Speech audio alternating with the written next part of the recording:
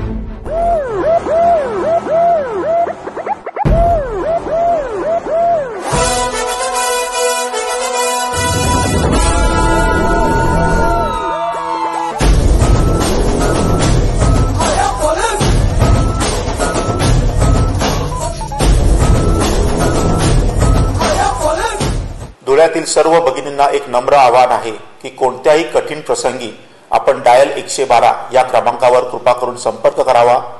धुळ्यातील सर्व पोलीस यंत्रणा, police station त्याचप्रमाणे दामिनी पथक आपल्या सेवेत सदैव तत्पर राहतील।